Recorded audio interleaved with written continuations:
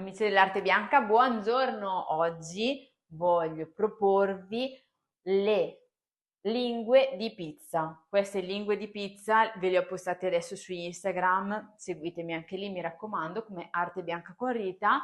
Vi sono piaciute tanto e quindi io ho subito pensato di filmare e di fare una bella videoricetta per voi, naturalmente, perché è una ricetta prima di tutto che riuscite a fare anche durante la settimana, comunque se lavorate, eccetera, perché comunque in un paio d'ore si fanno.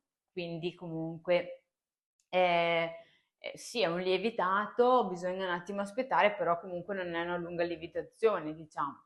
In un paio d'ore si fanno, quindi è una lievitazione breve.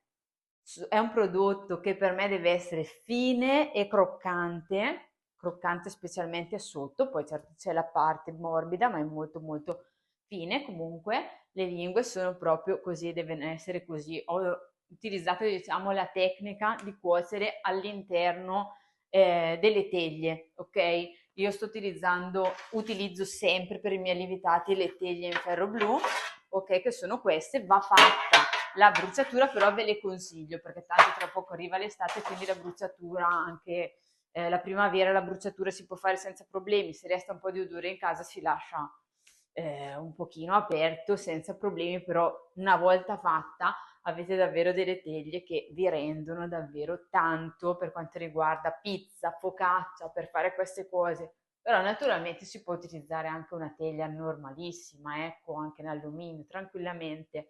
Vi darà comunque molta fragranza.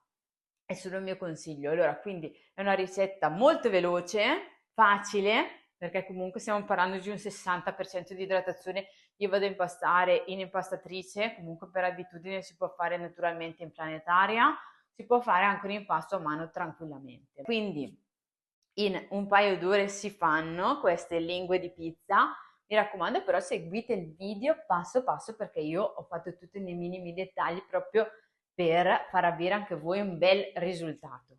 Quindi seguite il video, ingredienti e sigla.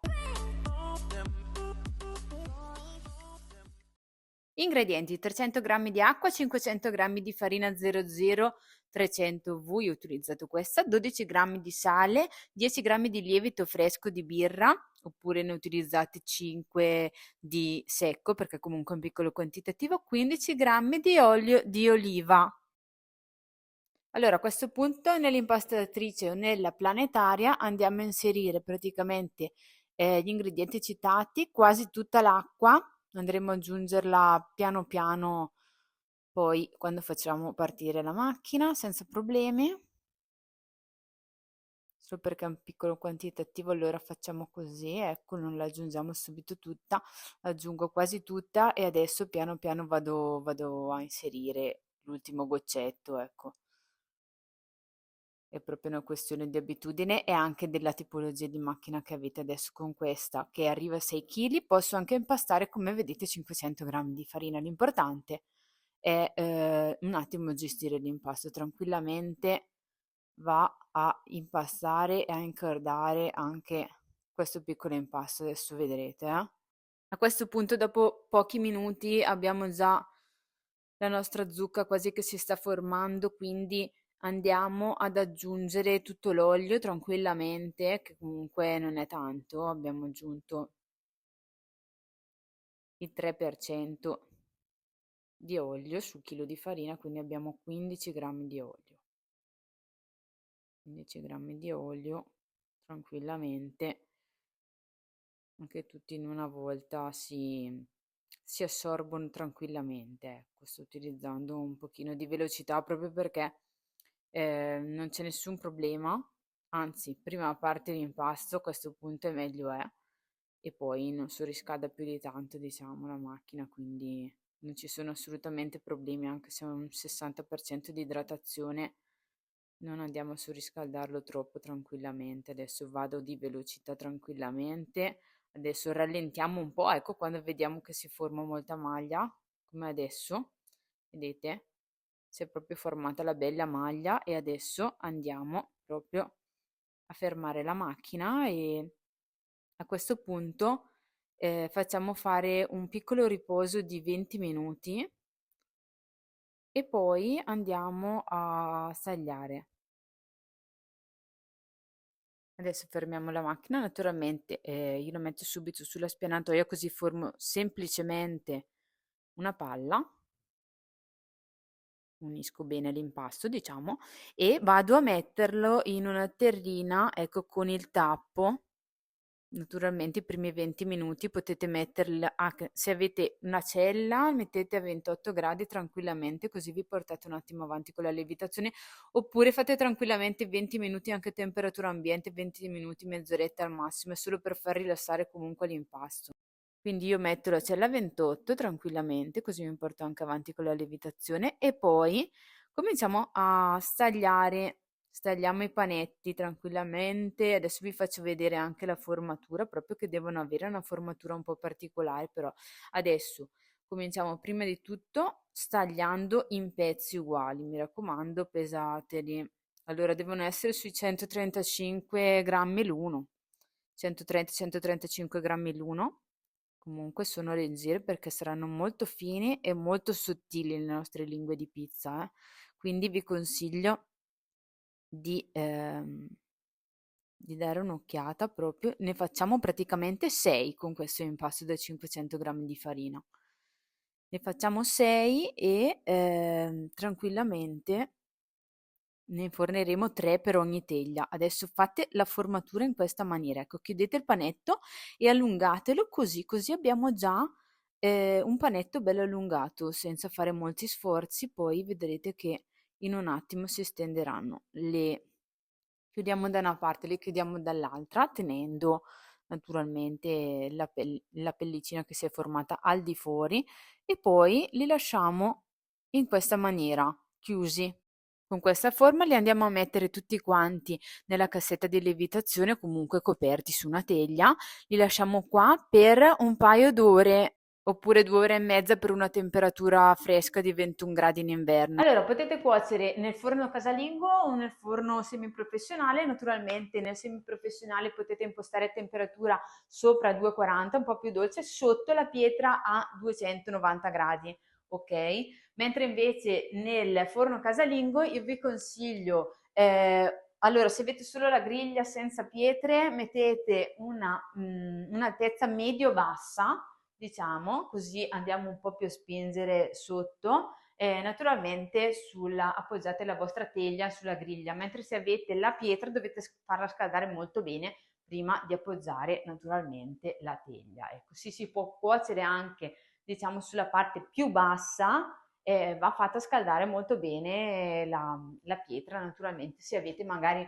un forno lì che arriva a un po' più di 250 gradi meglio, perché comunque se la cuocete nella parte molto molto bassa, ricordatevi che il calore arriva molto di meno sopra, quindi comunque su 250 gradi sicuramente, se avete magari, se arriva anche a 300 gradi potete anche mettere un 270 gradi, ecco, per dire così, arriva un po' più di calore anche da sopra.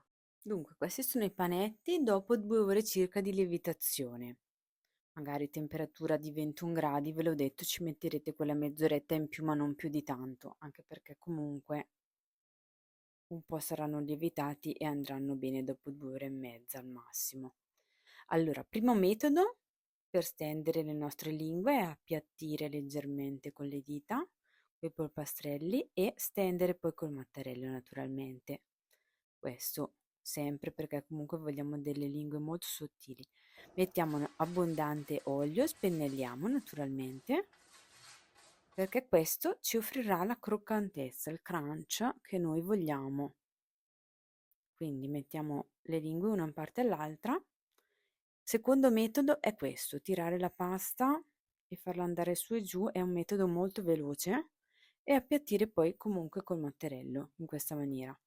Vedete, poi ci stanno comunque 3 lingue come queste in una teglia 30x40 tranquillamente e andiamo poi un attimino a mettere subito il pomodoro prima di tutto. Potete mettere la passata di pomodoro oppure i pomodori pelati schiacciati, naturalmente, andate a mettere proprio su tutta la superficie. Io vado a mettere proprio su quasi tutta la superficie, potete lasciare un bordo molto fine se volete.